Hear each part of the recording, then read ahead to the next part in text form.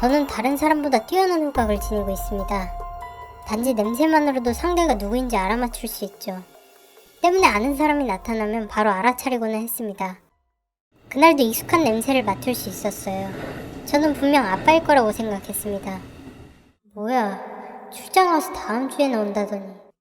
그래도 3일이나 떨어져 있었기에 기쁜 마음으로 냄새를 따라갔었죠. 딸을 놀래키려고 몰래 출근길을 따라왔을 거라 생각하니 왠지 뭉클했어요. 하지만 냄새가 풍겨오는 곳에는 생전 처음 보는 남자가 서 있었습니다. 아빠 냄새가 분명한데 제가 전혀 모르는 사람이었습니다. 이런 경우는 처음이었죠.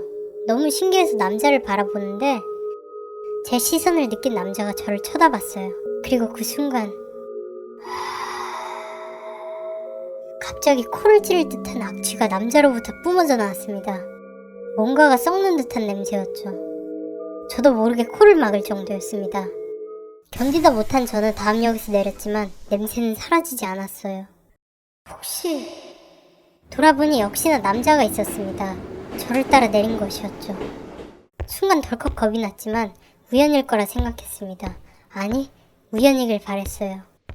제 바램과 달리 남자는 계속해서 저를 따라왔습니다. 중간에 몇 번이나 따돌리려 했지만 그때마다 끈질기게 따라왔어요. 너무나도 두려웠던 나머지 저는 아무나 붙잡고 도움을 요청했습니다. 도와주세요. 스토커한테 쫓기고 있어요. 하지만 돌아봤을 때 남자는 이미 사라지고 없었습니다. 괜히 저만 미친 여자 취급을 받았죠. 어디 숨은 게 아닐까 생각했지만 곧 아니란 걸 알 수 있었습니다. 남자에게서 뿜어져 나오던 악취가 거짓말처럼 사라졌거든요. 그 후 저는 무사히 아르바이트 장소에 도착할 수 있었습니다. 정신없이 서빙을 하다 보니 아침에 있었던 일은 점차 잊혀져 갔죠.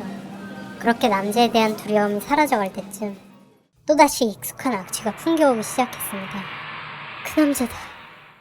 냄새를 향해 고개를 돌리자 막 매장으로 들어오는 남자가 보였습니다.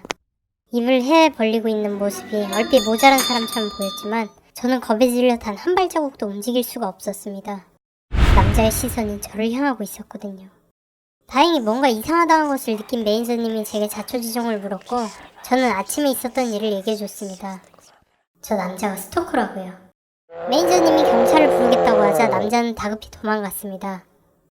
라고 사람들은 생각했을 겁니다. 하지만 그게 아니었어요. 남자는 매장에서 나갔을 뿐 계속해서 주위를 맴돌고 있었거든요. 보지 않아도 알 수 있었습니다. 악취가 점점 심해졌으니까요. 결국 버틸 수 없었던 저는 조퇴를 하고 집으로 돌아갔습니다. 혹시나 미행을 당할까봐 택시를 타고 빙빙 돌아서 갔죠. 집에 도착하고 나서야 겨우 안심할 수 있었습니다. 하지만 집에는 아무도 없었습니다. 엄마한테 전화하니 맡으라고 하더군요. 다시 무서워진 저는 빨리 집으로 오라고 한 뒤 샤워를 했습니다. 왠지 냄새가 몸에 배인 것 같아 찝찝했거든요. 하지만 그건 제 착각이었습니다. 샤워를 마치고 나온 순간 저는 두려움에 온몸이 굳어버렸습니다. 남자에게서 맡았던 악취가 온 집안에 풍기고 있었기 때문이었죠. 집안에 있어. 어떻게 쫓아온 건지 또 어떻게 들어온 건지는 중요하지 않았어요. 그저 도망쳐야겠다는 생각만 머릿속에 맴돌았습니다. 그렇게 마음을 다잡고 현관으로 달려가려는 순간 부엌 쪽에서 익숙한 냄새가 풍겨왔습니다. 이 냄새는 엄마였습니다. 엄마한테서 풍겨오는 냄새가 확실했어요. 확실했는데 차마 발걸음이 떨어지지 않았습니다. 몸이 본능적으로 부엌에 가는 걸 거부하는 것 같았어요. 하지만 확인을 안 할 수도 없었죠. 결국 고민 끝에 엄마에게 전화를 걸었습니다.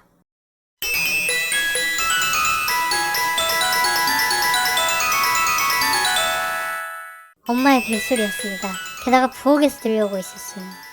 확신이 들자 저는 부엌으로 달려갔습니다. 한시라도 빨리 엄마를 데리고 이곳을 벗어나야 했어요. 엄마! 부엌에 도착한 저는 그 자리에서 얼어붙고 말았습니다. 그곳에는 엄마가 아니라 그 남자가 서 있었어요. 게다가 남자의 뱃속에선 벨소리가 들려오고 있었죠. 어떻게 뱃속에서... 제가 이해할 수 없다는 표정을 짓자 남자가 대답이라도 하듯 입을 헤 벌렸습니다. 동시에 처음 만났을 때처럼 뭔가가 썩는 듯한 악취가 뿜어져 나왔죠. 설마... 그리고 그 순간 저는 모든 걸 이해할 수 있었어요.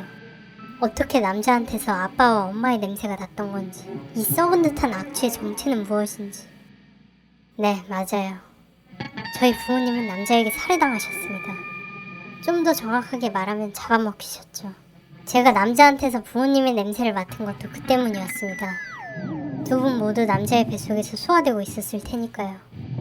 그럼 뭔가가 썩는 듯한 악취도 자연스레 설명이 됩니다. 벨소리는 덤이고요. 하지만 그런 건 이제 아무래도 상관없습니다. 중요한 건 제가 살아남았다는 거죠. 배가 부른 탓에 먹히지 않았다니. 이런 행운이 또 어디 있을까요? 다시 배가 고파지면 어떡할 거냐고요? 걱정 마세요. 대신 먹힐 사람은 얼마든지 있으니까.